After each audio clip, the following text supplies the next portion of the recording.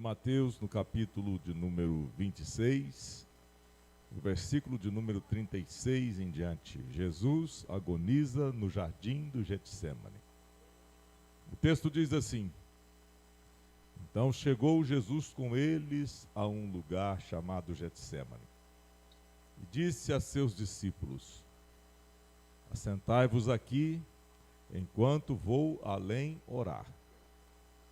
Levando consigo Pedro e os 2 filhos de Zebedeu, começou a entristecer-se e a angustiar-se muito. Então lhes disse: A minha alma está cheia de tristeza até a morte. Ficai aqui e vigiai comigo. Indo um pouco adiante, prostrou-se sobre o seu rosto, orando e dizendo: Meu Pai, se possível, passa de mim este cálice. Todavia não seja como eu quero, mas como tu queres.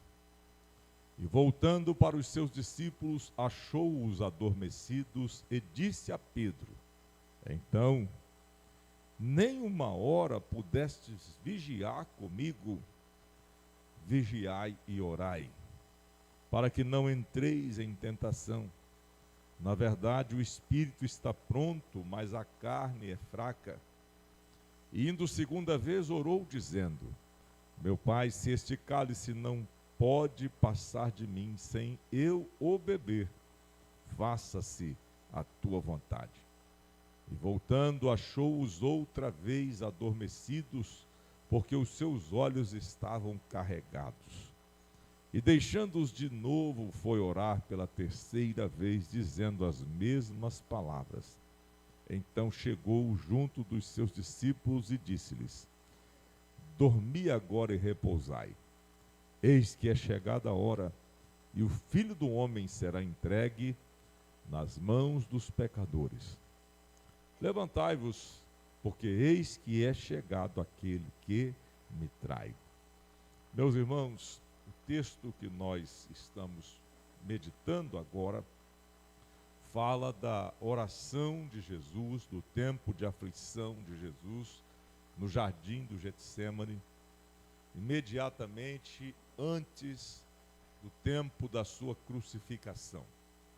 Jesus já havia estado com os seus discípulos, Jesus caminhou, estava cumprindo o seu ministério. Se você lê a narrativa imediatamente anterior, você vai encontrar a cena de Jesus participando com eles da Páscoa, a última Páscoa, estabelecendo a ceia. Jesus profere a parábola das 10 virgens e logo a seguir ele vai com seus discursos, fala da parábola do talento, o juízo final. E existe um plano para tirar a vida de Jesus. Mateus relata isso no início do capítulo 26. Uma mulher unge Jesus com perfume. Judas consente em trair Jesus, versículo 14. Os discípulos preparam a Páscoa, versículo 17. E vamos adiante, eles compartilham a última ceia com Jesus. Pedro é avisado e agora Jesus está em agonia no jardim. E esse momento é um momento também, um momento de intensa oração, um momento de intenso sofrimento e oração. O que está acontecendo aqui é que Jesus está sentindo esta agonia, esta aflição, pela proximidade da sua morte, porque ele haveria de passar um momento de intenso sofrimento e de abandono na cruz, iria sofrer algo indizível que nós, na maior força que nós temos, nós não suportaríamos. Jesus estava na iminência de passar por algo muito sério. E aqui Jesus, algumas pessoas ao ler esse texto podem pensar, mas Jesus está demonstrando sinal de fraqueza? Não, não é fraqueza, é submissão, é sentir o peso da responsabilidade. Sobre ele estavam os pecados de todos nós. Sobre ele haveria de ser aplicado o castigo por nossa culpa, pela culpa de todos nós. Então não dá para a gente descrever o tamanho do peso que esmagava o Senhor naquele momento. Jesus aqui não está sendo fraco ao ponto de querer correr da missão, não é isso que a gente entende.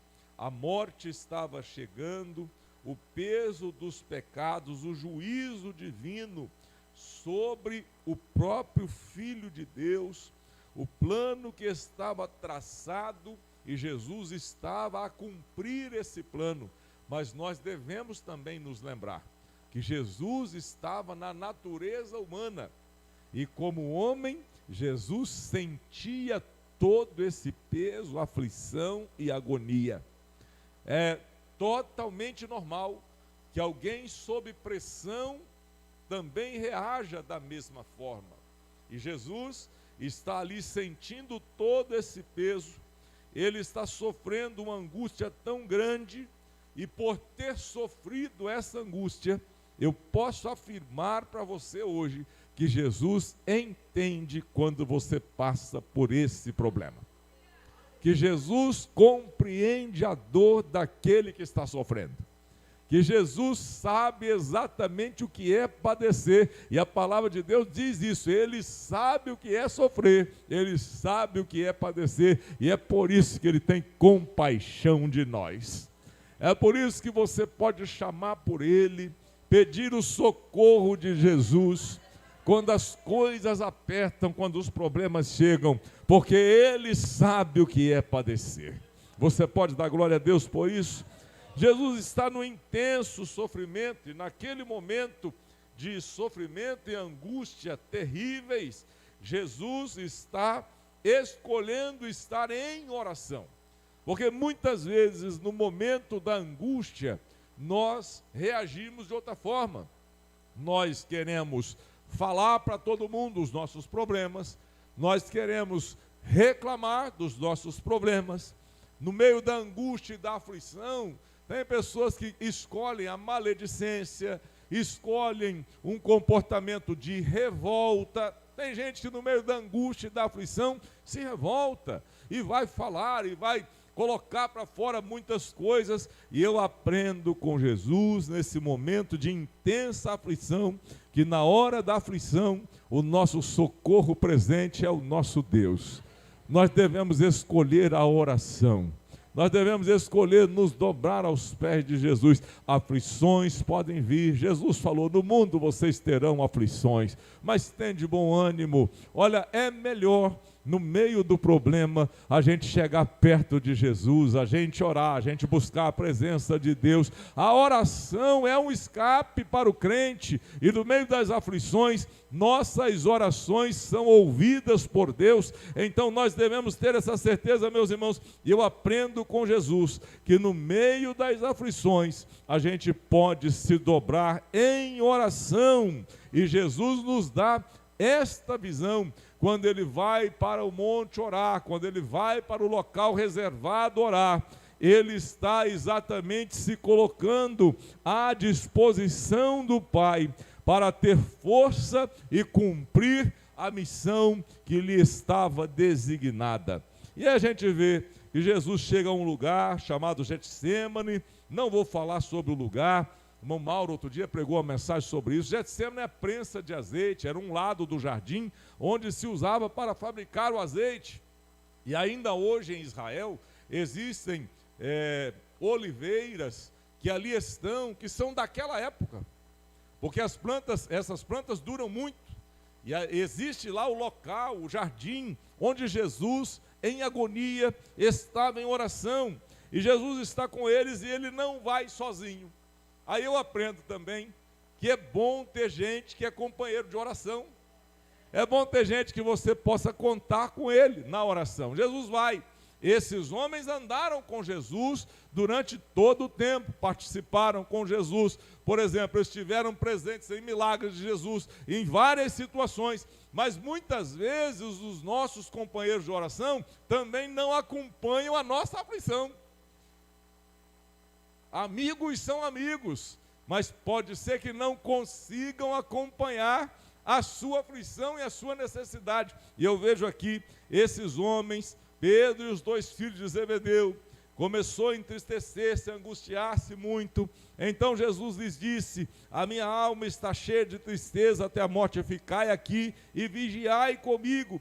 E indo adiante, prostrou-se sobre o seu rosto, orando e dizendo: meu Pai, se possível, passa de mim esse cálice, todavia não seja como eu quero, mas como tu queres. Na verdade, meus irmãos, aqui Jesus não está se rebelando contra a vontade do Pai. Jesus não está, como eu disse, tentando correr da sua responsabilidade ou da sua missão. Ele perguntou se era possível afastar o cálice, separar daquele momento de dor e aflição, mas ele diz: todavia não seja como eu quero, mas como tu queres. E aí, meus irmãos, no meio dos problemas, a gente precisa confiar na vontade de Deus. A gente precisa dizer: Senhor, não faça a minha vontade, seja feita a sua vontade. Não faça do meu jeito, mas faça do jeito que tu queres. Porque muitas vezes nós queremos os atalhos, nós queremos resolver do nosso jeito, nós queremos que as coisas tenham um final do jeito que a gente programa. Nós às vezes não entendemos o trabalhar de Deus, não entendemos a forma como Deus vai conduzir as coisas, mas aqui no Getsemane eu percebo Jesus no meio da aflição. Ele disse: se for possível, passa de mim o cálice, mas se não, seja feita a tua vontade. E aí, meus irmãos, eu vou dizer, não é fácil dizer seja feita a tua vontade no meio de algumas situações, mas o nosso Deus, que está acima de todas as coisas, que conhece o fim desde o começo, que sabe exatamente a nossa história, que conhece tudo a seu respeito, Ele é alguém que você pode dizer para Ele: olha, seja feita a tua vontade, eu não entendo, mas eu aceito a sua vontade, faça do seu jeito. Nós às vezes precisamos confiar a esse ponto. E Jesus, Ele diz: seja feita a sua vontade, é como tu queres. A oração de Jesus revela o nível de sofrimento pelo qual ele estava passando. A sua agonia era comparada à sensação de morte, porque ele estava pagando por todos os nossos pecados e passando por um terrível processo de separação do Pai. E aí, meus irmãos, olha que sentimento altruísta. Jesus nunca pecou. Ele não estava passando aquilo por si. A gente até consegue entender quando alguém sofre porque fez algo e recebe uma consequência. A gente consegue entender quando alguém passa por uma aflição porque fez uma escolha errada, ou a gente mesmo. Quantas vezes nós fazemos escolhas equivocadas? E por fazer escolhas equivocadas, coisas acontecem. Situações vêm. Passamos por problemas que às vezes nós mesmos pegamos o problema com as nossas mãos. E a gente depois vai orar, dizendo: ah, Senhor, mas foi você mesmo que pegou. Aguenta. Na linguagem do rodeio, segura, peão. Aguenta. Pegamos os problemas e às vezes nós entendemos que pegar problemas virão consequências para nós. Mas imagine o Filho de Deus. Ele não tinha que pagar por nada. A Bíblia diz que ele foi tentado em tudo, mas não pecou. Foi provado em tudo, mas não cedeu. Ele sabe o que é padecer, mas não plantou coisas para colher.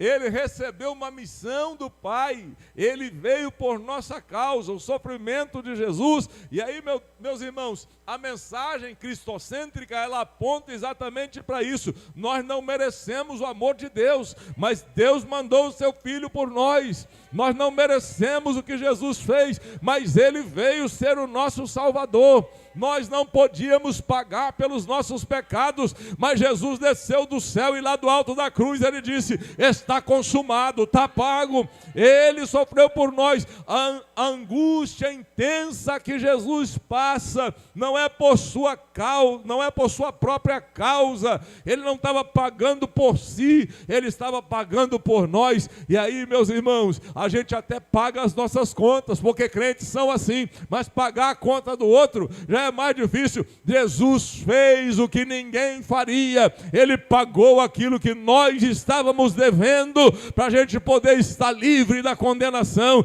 Então levanta a sua mão para o céu, você está livre. Jesus pagou o preço por você, Jesus pagou o preço dos seus pecados, para dizer: você pode viver uma vida nova, transformada. E essa agonia ali no Getsemane mostra isso. Jesus, o Filho de Deus, que jamais pecou, tomou sobre si os nossos pecados e pagou por nós o preço necessário. Quando chegamos no versículo 26 até o 30, no versículo 39, indo um pouco adiante, prostrou-se sobre o seu rosto, dizendo: meu Pai, se é possível, passa de mim esse cálice. Conforme lemos, em momentos de sofrimento, as pessoas às vezes desejariam conhecer o futuro ou a razão da sua agonia. Eu encontro gente que fala assim: pastor, por que lá em casa? Por que comigo? Por que agora? E alguns dão até razões: eu sou fiel, sou crente, sou dizimista, sou isso, sou aquilo, por que agora? A gente quer saber os porquês. A gente às vezes não quer entender o para quê, qual o fim. Todas as coisas cooperam para o bem, e na vida do crente, as coisas acontecem para a glória de Deus. Deus não vai ser glorificado só quando a vitória vem. Deus não vai ser glorificado só quando a saúde está boa, graças a Deus. Deus é glorificado em qualquer situação. Dizer: Senhor, seja feita a tua vontade, tendo um problema dentro de casa, não é fácil, mas nós estamos aqui para glorificar a Deus. Então, nesse culto de oração, se Deus fizer, Ele é Deus; se não fizer, continua sendo Deus. Se Ele responder, Ele é Deus. Se Ele está demorando a responder na sua ótica, Ele continua sendo Deus. Se a vitória chegar, a cura chegar, Ele é Deus. Se a cura não chegar, Ele continua sendo Deus, porque nós estamos aqui para glorificar ao Senhor. Qual a finalidade de estarmos aqui? É para a glória dEle, é para louvor dEle, é tudo por causa dEle. Nesse momento de oração, você deve refletir isso: por que eu estou aqui? O que está acontecendo? Ou qual é o motivo que Deus está usando para glorificar o seu nome? E aí eu percebo, meus irmãos, que a gente, no meio do sofrimento, a gente quer saber o porquê, quer saber as razões. Jesus sabia o que o esperava. Você não sabe o que vai acontecer amanhã, mas Jesus sabia. Ele, inclusive, já havia alertado os discípulos. E já havia falado da sua morte. Ele mesmo havia falado: olha, eu vou preparar-vos lugar, vou derrubar esse templo, vou reedificar em 3 dias. Jesus falava com eles já estavam sabendo, e Jesus sabia. Só que muitos de nós, se nós soubermos que algo vai nos acontecer amanhã, a gente morre hoje. Dá um infarto agora. Se a gente souber o que vai acontecer, vamos imaginar que a gente saiba que alguma tragédia vai acontecer agora. E alguém diz assim: você tem 24 horas. Pronto, você não vive. Essa é uma verdade.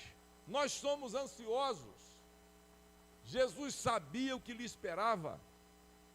Nós não sabemos o que vai acontecer. É por isso que nós somos chamados a viver pela fé. É por isso que nós somos chamados a viver pela fé. E a palavra de Deus diz assim: ó, o justo viverá da fé. E outra coisa, vivendo por fé, fé não é o que você vê. Fé é porque você não vê. É porque você não sabe. Porque a fé é isso. Jesus diz assim, ó, bem-aventurados que não viram e creram. Nós andamos por fé. Não vemos, mas cremos. E por andar pela fé, o justo deve viver pela fé todos os dias. Deve andar por fé e não por vista. É isso que somos chamados a viver.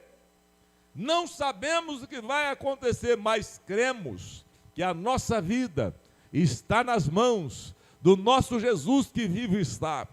Não sabemos o que virá amanhã, não temos uma previsão, uma profecia, um oráculo. Já viu aquela pessoa que acorda todo dia, tem que olhar o horóscopo? Acorda todo dia, tem que olhar o que vai dizer para o signo dele. E fico escutando o rádio para saber o que vai falar para o meu signo hoje, o que vai acontecer comigo amanhã, ou agora. Eu sei de uma coisa, o meu Jesus está vivo, Ele está cuidando de mim, Ele está cuidando de nós, e eu não preciso de previsão, não preciso de oráculo, eu não preciso de nada disso, porque a minha vida já está na mão de Jesus, você também. O que vai acontecer, pastor? Jesus já sabe. Se Jesus já sabe, tá bom. O que vai acontecer amanhã? Jesus já sabe. Então segura na mão de Jesus e vai. Mas e se for um problema? Se Jesus estiver dentro dele, tá tudo tranquilo. Eu vou em paz, porque Jesus já sabe. Quem pode levantar as mãos e dar glória a Jesus por isso? Meus irmãos, o fato de Jesus conhecer o problema não fez Jesus correr do problema. E a gente olha aqui, por exemplo, para esse texto, quando Jesus em agonia fala com o Pai, faça a sua vontade, aí ele volta e vai ver os companheiros de oração. E aqueles homens, eles não eram pessoas irresponsáveis, eles eram homens de oração. Eles estiveram com Jesus em vários momentos do seu ministério, no barco, no mar, vendo milagres, acompanharam Jesus por 3 anos e meio, não eram pessoas relaxadas com oração, mas aquilo que nós passamos, muitas vezes o outro não entende ou não está passando. São pessoas que Jesus confiava. Pedro, Tiago e João estiveram com Jesus no Monte da Transfiguração. Eram os discípulos mais próximos. Jesus escolheu os 12. Dos 12 tinham 3. Pedro, Tiago e João. Dos 3, 1. João, que era o mais próximo de todos eles. E nesse texto, Jesus cita Pedro. E você vai ver que esses homens próximos de Jesus, que viveram com Jesus, que passaram o ministério com Jesus, que oraram com Jesus, que enfrentaram tempestade com Jesus, passaram por tudo isso. Nesse momento eles dormem. Eles eram crentes que não oravam? Não. Mas naquele momento eles dormiram. E aí Jesus, JV, dá uma lição dizendo que na tentação, nas aflições, nós não podemos perder a nossa percepção, a atenção, porque nas tentações, irmã Esther, muita gente é vencida porque perde o controle, fica sonolento, perde a capacidade de vigilância, perde a capacidade de observação. As tentações estão chegando e a gente está dormente, as tentações estão chegando e a gente está perdendo a força, porque talvez já está cansado, teve alguma coisa que aconteceu. Deixa eu te dizer uma coisa, se as tentações chegarem, é melhor você estar acordada, é melhor você estar acordado, é melhor você estar atento, porque a falta de atenção pode lhe custar muito caro. Então, meus irmãos, eu olho aqui uma lição que Jesus mostra ao usar a sonolência de Pedro para preveni-lo de toda espécie de tentação que o discípulo dele vai enfrentar. É necessário, para vencer a tentação, conservar-se alerta e orar. Quantas vezes nós perdemos a capacidade de estar alertas? Tem situações que exigem de nós percepção clara, estarmos alertas, estarmos acordados, vigilantes. Ah, pastor, mas o cansaço pode chegar. O cansaço pode chegar. As forças podem ser minadas, pode acontecer. Mas é necessário cuidar para que no momento da batalha você não durma. Para que no momento mais difícil da luta, você conserve-se alerta. E como é que a gente faz isso, meus irmãos? Primeiro, a gente fica alerta, mantendo contato com Jesus. A gente fica alerta se a gente ficar mais próximo de Jesus. Jesus nos deixou aqui, foi ali orar, e eu olho para a situação da seguinte maneira. Eu gostaria, se eu estivesse lá, eu gostaria de estar mais perto. Porque quem está mais perto, vê a aflição, vê o problema. Eu gostaria de estar mais perto. Estando mais perto de Jesus, a gente consegue perceber o ambiente do que está acontecendo. Estando mais perto de Jesus. Ah, pastor, mas Jesus deixou eles aqui e foi ali. Bom, então não perca Jesus de vista. Fica de olho. O mestre está sofrendo, isso tem que te incomodar. Ele está em agonia, você precisa ficar alerta. Eu tenho essa percepção, não sei se eu conseguiria fazer dessa forma, mas é aquilo que eu entendo. Se Jesus está em determinada situação, eu preciso estar em contato com Jesus. Eu preciso estar perto de Jesus. Na hora da tentação, a gente precisa ficar alerta. Eu estava indo numa viagem recentemente, de repente, passando na BR, a gente vai numa curva, um carro parado no acostamento com alerta ligado. Logo, logo a gente já pensa assim, ó, tem alguma coisa acontecendo. Aí daqui a pouco, a gente percebeu, tinha um acidente logo na frente. Sinais de alerta precisam chamar a nossa atenção. Sinais de alerta precisam chamar a nossa atenção. Se a gente está perto de Jesus e está sonolento, tem que ter um alerta ligado. Se a gente está vendo uma situação e mesmo assim está sendo vencido, o alerta está ligado, a gente precisa ver. Então olho para esse texto e eu vejo Jesus ensinando aos discípulos que no meio da tempestade a gente tem que estar alerta, que no meio do problema a gente não pode estar dormente. A sonolência de Pedro é uma notícia, a gente precisa ficar atento para estar consciente da possibilidade de ser tentado, da possibilidade de ser vencido num problema. Sabe por quê? Porque as tentações, elas são sutis, elas vêm disfarçadas. Quantas vezes, se o inimigo vier com as suas armas todas, se ele vier com capa preta, tridente, com dente para fora, você logo vai se assustar, mas às vezes ele vem disfarçado de anjo, às vezes ele vem disfarçado de coisa boa, ele vem disfarçado de alguma forma, e às vezes você não está alerta. É necessário ficar alerta, porque a tentação vem de forma sutil, sutilezas acontecem, mas aquele que tem o Espírito de Deus está alerta, não vai ser vencido na hora da tentação, ou o problema está chegando. Fica alerta, porque Jesus está nos recomendando a estarmos alertas. O que é que Jesus fala depois? Olha, vigiai e orai, para que vocês não entrem em tentação. Vigilância e oração. Já falei sobre isso e todos nós já percebemos, já ouvimos. Jesus manda a gente vigiar antes de orar. É muito importante isso. Oração sem vigilância pode ser que dê algo errado.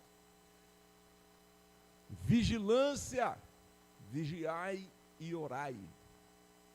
No final das contas, uma vida cristã, uma vida diante de Deus, exige de nós muita vigilância.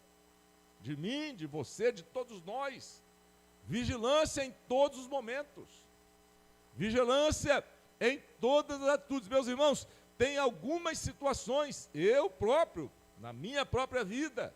Outro dia eu estava conversando com o pastor Eli, estávamos atendendo no gabinete, quarta-feira, eu ainda citei, pastor, se eu tivesse percebido isso antes, eu não tinha feito isso dessa forma. Vigilância. E às vezes a gente fica desatento. E tem coisas que podem custar caro. Pela falta da... Ah, pastor, mas eu oro. Às vezes tem o joelho cascudo, igual o camelo de orar, mas não vigia. Tem que usar até a saia comprida ou uma calça, porque o joelho não pode nem ser mostrado, de tanto que ora. Mas e a vigilância? Vigilância é necessário. É necessário. Jesus fala assim, vigiai e orai para que não entreis em tentação. Porque se você vigia, você não entra em determinada situação. Se você vigia, você não toma determinados caminhos, você não passa por determinadas portas, você não faz determinadas coisas. Isso vale para mim, meus irmãos. Se você está vigiando, você não vai a determinadas situações. Jesus fala assim, olha, vigiai. E depois orai, para que você não entre em tentação. E aí depois que entra na tentação, o que é que faz? A gente entra no problema que a gente mesmo pegou e a gente vai pedir oração, a gente vai correr, mas a gente não vigiou. Vigiar e orar. Eu vou terminar aqui e dizer assim, ó, o espírito está pronto, mas a carne é fraca. E aí, vamos lá, vou explicar, é fraca mesmo, só que tem uma explicação. A gente usa a carne fraca para não vigiar. Mas Jesus está falando do contrário. O que Jesus está dizendo é assim, olha, o espírito está pronto, mas a carne é fraca. Ele está dizendo, a carne é propensa à fraqueza. A carne puxa para a fraqueza. Jesus não está aqui dando licença para a gente usar a carne que é fraca como motivo para não vigiar. É o contrário. Você vigia porque a carne é propensa à fraqueza, e aí você evita que a carne prevaleça. Pode anotar isso.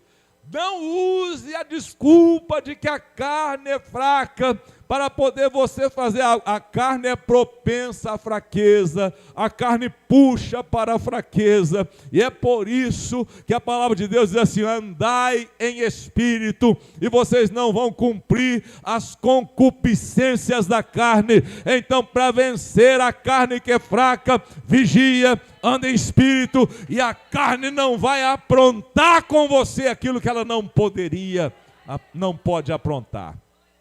Jesus dá essa explicação. Então, meus irmãos, uma vida de oração, ela nos ensina o fato de que o espírito está pronto, vamos andar em espírito para não entrar em tentação, vamos vigiar para não entrar em tentação. Isso aconteceu por 3 vezes. Na segunda vez, o Senhor fala de novo, passa de mim esse cálice, sem que eu beba, mas faça-se a sua vontade. Volte e encontre os discípulos adormecidos. Depois da 3ª vez, o Senhor os encontra dormindo de novo, e chega no final, levantai-vos, porque eis que é chegado aquele que me trai. Então, meus irmãos, nesse momento de oração angustiante de Jesus, eu aprendo, eu preciso vigiar, eu preciso andar em espírito. Tem momento que a carne puxa para um lado, mas se eu for vigilante, eu vou vencer. Tem momento que a carne quer prevalecer, mas se a gente andar no espírito, o espírito vai nos ajudar na nossa fraqueza, ele vai nos ajudar na nossa caminhada. Levante a sua mão comigo em nome de Jesus. Anda no espírito, viva, vigie, em oração, em oração. E aí, meus irmãos, quando passa esse tempo, Jesus desce para cumprir a sua missão. E aí eu vou te dizer a última coisa dessa mensagem. Nada foi mudado, a cruz o esperava e ele foi até o final. Glória a Deus por isso, porque Jesus cumpriu a sua missão no meu lugar.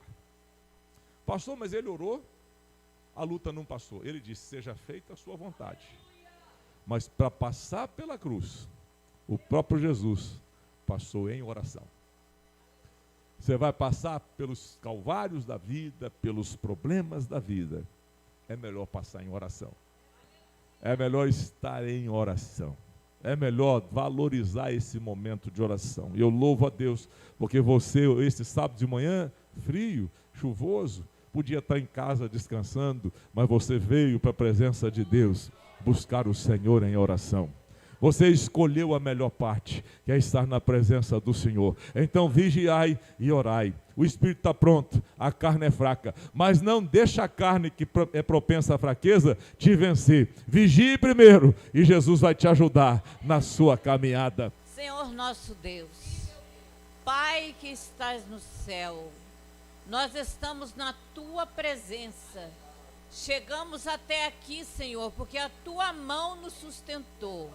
Se não fosse a tua mão, nós não estaríamos aqui. Senhor, mas confiamos na tua palavra, confiamos no teu amor, na tua graça, na sua bondade. Sabemos que somos em pé por misericórdia, porque se não fosse as misericórdias que se renova a cada manhã, jamais nós venceríamos as tempestades. Senhor, nós sabemos que vem tempestade no espírito, na alma, no corpo e em todas as situações, mas Tu é o Deus que acalma a tempestade, Tu é o Deus que faz bonança, Tu é o Senhor que coloca o Teu Filho Jesus na proa do nosso barco e não deixa nós naufragar, não deixa naufragar o nosso barco, Senhor. Nós não precisamos de remo, porque temos a Tua mão conosco para nos segurar. E temos Jesus que faz a bonança sobre as nossas tempestades em que atravessamos. Senhor, e as travessias são difíceis, mas Tu tem nos dado graça. E nós Te agradecemos pela oportunidade que tem nos dado de buscar a Tua presença, de estar diante de Ti. Senhor, eu Te agradeço por poder ajoelhar, por poder dobrar meus joelhos até em cima da cama, Senhor. Até em sonho, ó Deus, está orando a Ti. Senhor, eu Te agradeço por tudo, pela vida de cada um que aqui está. E os que não vieram, Senhor, que amanhã esteja na escola dominical para aprender a Tua palavra, para aprender mais de Ti, Senhor. Porque nós somos dependentes e carentes das Tuas bênçãos, em nome de Jesus. Glória a Deus. Vamos ouvir o brado de vitória e vamos encerrar. A vitória é nossa pelo sangue de Jesus. Se Deus é por nós, quem será contra nós? Operando Deus, quem impedirá? Ninguém. O Senhor nos guardará de todo mal. O Senhor guardará a nossa alma. O Senhor guardará a nossa entrada e a nossa saída, desde agora e para sempre. Que o Senhor te abençoe e te guarde. Que o Senhor sobre ti levante o seu rosto e que Ele tenha misericórdia de ti. Que o Senhor sobre ti levante o seu rosto, que Ele faça resplandecer o seu rosto sobre você e que Ele ponha em você a paz. Que seja sobre nós a graça do Senhor Jesus, o amor de Deus, o nosso Pai, e a comunhão, as consolações do Santo Espírito de Deus. Todos nós que aguardamos a vinda de Jesus, digamos juntos, amém.